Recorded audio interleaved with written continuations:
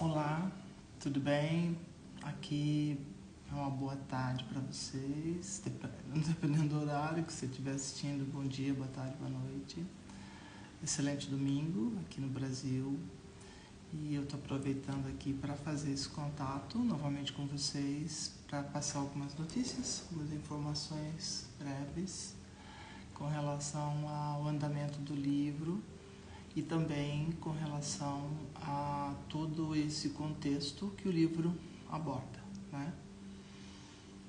É o segundo livro, o primeiro já é de conhecimento público, não é? Está nas plataformas digitais da Apple e do Google Livros, também para acesso, Memórias da Primeira Coronel Mulher Trans do Brasil. E aqui, em andamento, um segundo livro. Depois vai ter mais um ainda, mas acho que tá bom, né? 3 já tá bom.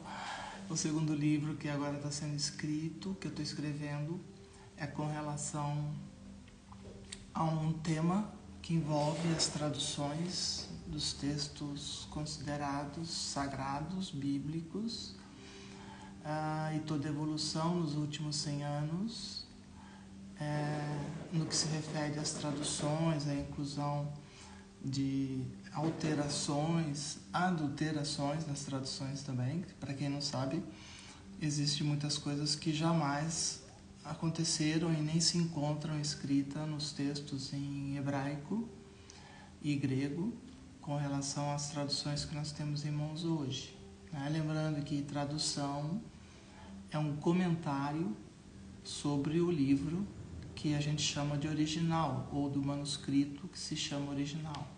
Então existe uma longa distância entre esse texto dito original, os manuscritos em hebraico, e mais recentemente, coisa de 70 anos para cá, os manuscritos do Mar Morto, que nos permitem enxergar, entender, compreender o que aconteceu com relação às traduções, de tal maneira que hoje nós temos em mãos Bíblias traduzidas em português, que dizem ser de autoria, por exemplo, de João Ferreira de Almeida, dizendo que ele traduziu o nome do Messias como Jesus, quando ele nunca traduziu o nome do Messias como Jesus, traduziu como Iesu, que é Por quê? Porque ele conhecia o hebraico e o grego e sabia claramente, qualquer pessoa que estudou esses dois idiomas, né, sabe perfeitamente bem que não tem letra J nenhum dos dois, né? E nós estamos falando de coisas extremamente importantes, como outra questão, que para mim é tão séria também quanto isto, que envolve a um discurso de ódio das pessoas que se dizem cristãs, que se dizem religiosas, que dizem que praticam amor ao próximo, no entanto, proferem constantemente discursos de ódio das suas próprias bocas, cumprindo aquilo que se diz, que a boca fala daquilo que o coração está cheio.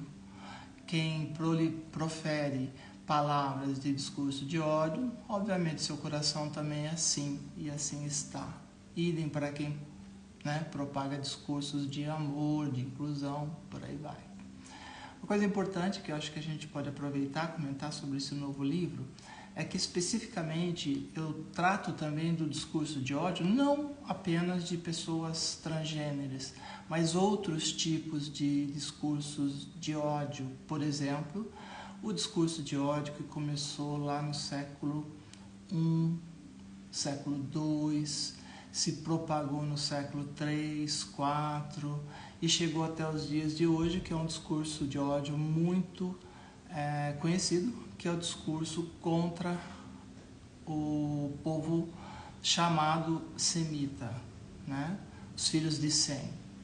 E isso hoje em dia gera um discurso de ódio antissemita que, além de não ter nenhum fundamento nas escrituras, se baseia em textos produzidos a partir do século II, III, IV. Isso é amplamente ilustrado, informado, citado a fonte, esclarecido, com uma bibliografia fantástica em francês, em inglês e outros idiomas por um catedrático da Universidade de Oxford, de saudosa memória, que no ano de 1937 escreveu um livro que eu recomendo profundamente. As pessoas que têm amor pela verdade, as pessoas que têm uma honestidade intelectual, de propósito, honestidade de propósito intelectual também, que leiam esse livro. É um livro fantástico, se chama O Conflito entre a Igreja e a Sinagoga.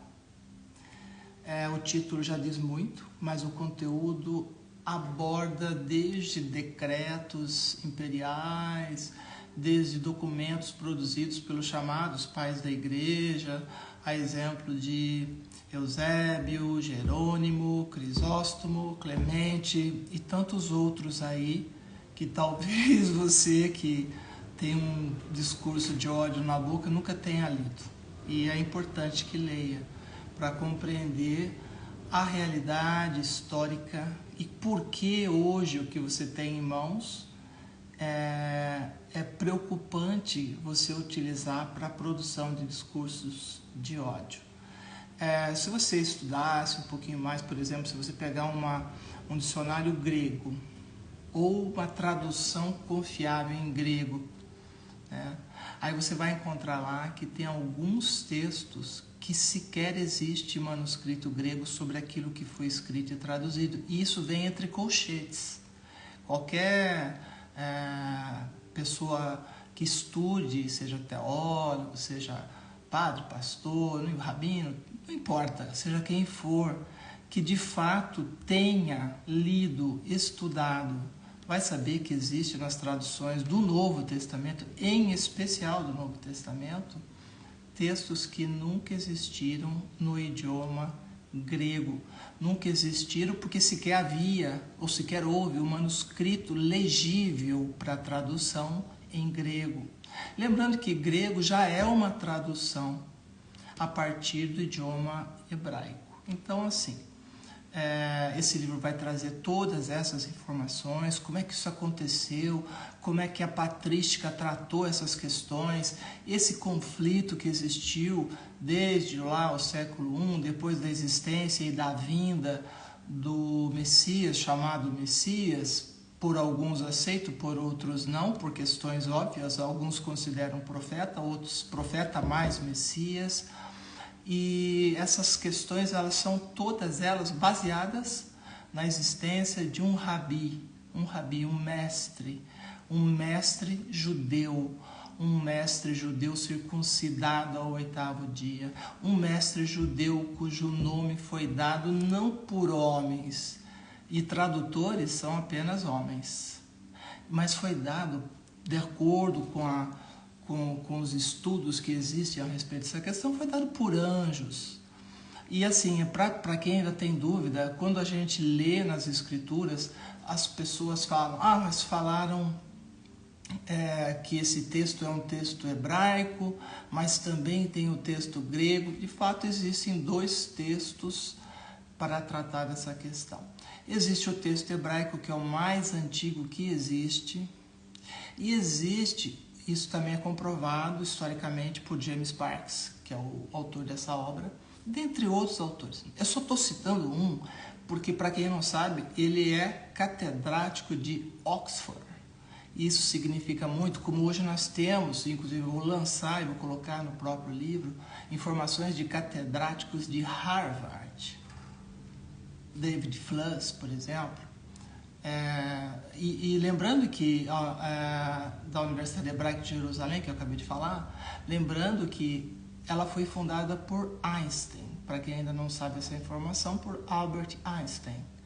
E lá, a Universidade Hebraica de Jerusalém, onde eu fiz alguns cursos, existe também 9 prêmios Nobel a ela e aos seus membros dedicados, mundialmente.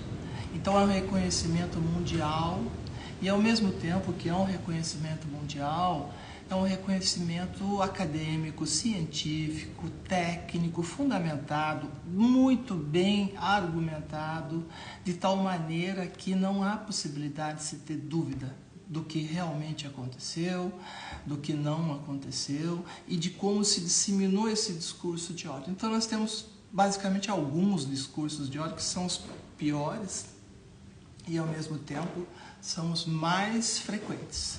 Então, um discurso antissemita, onde se tenta, através de uma teoria falsa criada no século IV, incluída nos textos, não em hebraico, obviamente, mas nos textos, durante o decorrer de todo, porque tem gente que pensa que só teve um concílio, né? O concílio de Nicéia, teve Nicéia, Constantinopla, tiveram vários outros no século II, III, IV e assim por diante sucessivamente.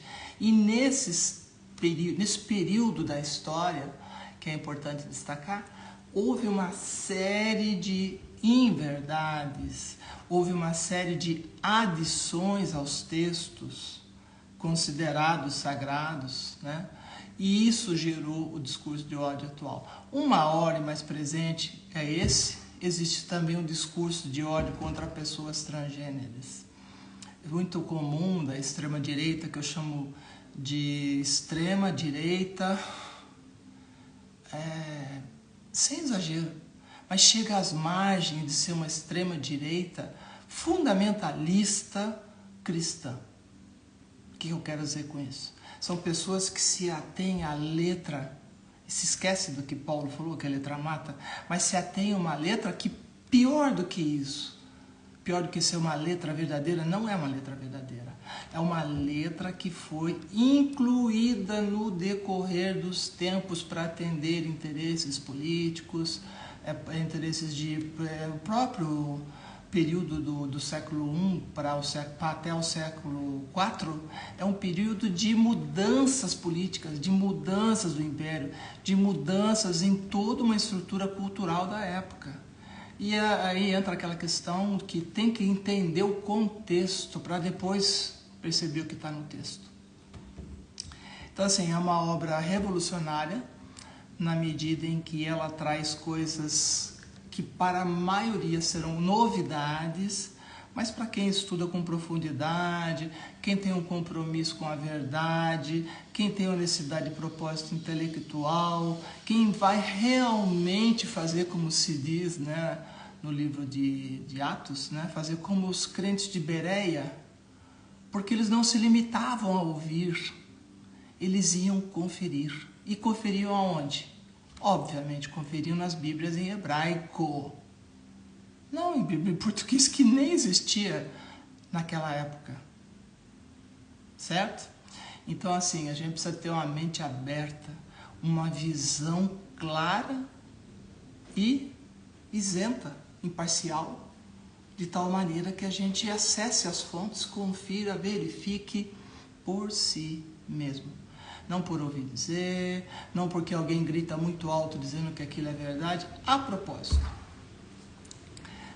uma mentira jamais vai se transformar em verdade. Não importa quantas pessoas repitam, gritem, exasperem, a mentira é simplesmente mentira. E a verdade também, simplesmente verdade.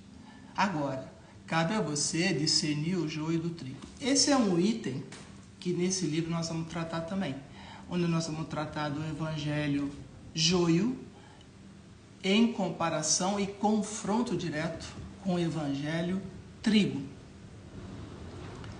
E isso eu tenho agora, aproveitar, já divulgar logo, existe o Instagram, que depois eu vou ver se eu coloco aí no finzinho do vídeo, quando for colocar no Instagram,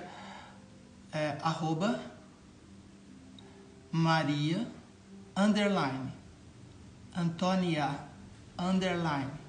CEL, abreviatura de coronel, CEL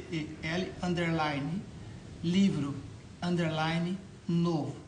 Esse é o Instagram onde eu coloco todas as fontes originais com foto, com identificação do ISBN, com identificação do autor, da data, de tudo que diz respeito a uma pesquisa de mais de 40 anos da minha vida. Fatos, não relatos. Importa a gente acreditar, enxergar e ler e ter acesso. O problema é que a maioria não tem acesso. Eu estou colocando aquilo que eu tive acesso e sou muito grata por ter a oportunidade de ter acesso e disponibilizo, gratuitamente para quem quiser realmente verificar, como fizeram os crentes de Bereia.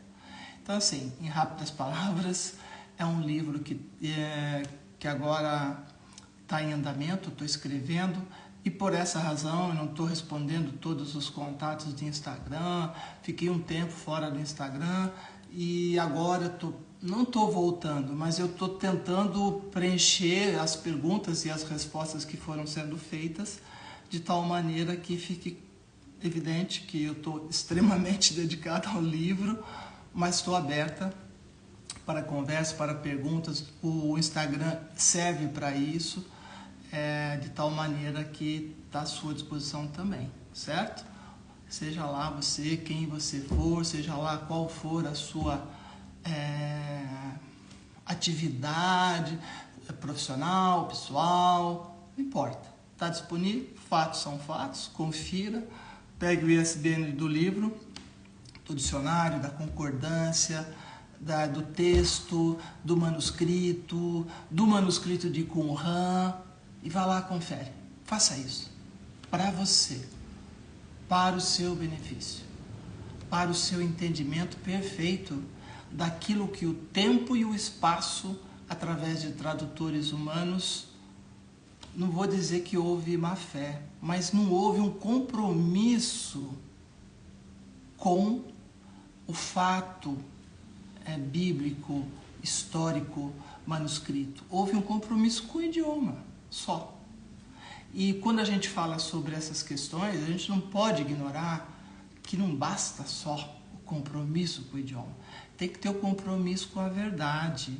E a verdade, você não encontra aí em qualquer lugar assim, fácil. Você tem que pesquisar, você tem que buscar, como se você fosse encontrar uma pérola num campo, escondida, uma agulha no palheiro, e por aí vai. Tem tantos exemplos, bíblicos e não bíblicos, para você entender que você precisa buscar, ser um buscador da verdade, ser uma buscadora da verdade. E a verdade não é o que você pensa, a verdade não é o que você quer, a verdade não é o que você espera. A verdade é por si mesma. E essa sim, essa devidamente identificada, devidamente confirmada, comprovada, analisada por você, como fizeram os crentes de Bereia, e como fazem hoje os Netzarim, entre os quais eu tive a felicidade de ter acesso, de conhecer, de conversar, de entender todo esse contexto, dessa importância profunda de verificar tudo detalhadamente. Afinal de contas, o que é que está em risco? Nada. Para você que acredita nas Escrituras, o que está em jogo é a vida eterna. O que está em jogo é a sua própria salvação. O que está em jogo são tantas questões que você sabe que para você são importantes, mas que você não se cuidou ainda para verificar, para checar, para analisar. Aproveite a oportunidade. E é um prazer muito grande poder compartilhar isso. E vou deixar aqui bem claro, definitivamente esclarecido. Cheque o que qualquer pessoa te falar. Não há nenhum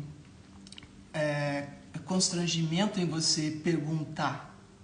Quem pergunta quer a resposta.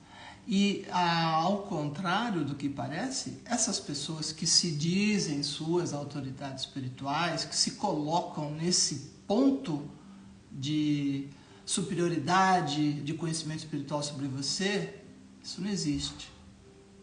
Isso não existe. Se você for voltar lá na história do século I, onde tinha lá o Rabi Yahushua escrito e Yehoshua nas Bíblias em hebraico, até hoje, sabia? Está lá até hoje. E é com a letra Yod que começa. Não é com a letra J, porque não tem J no idioma hebraico.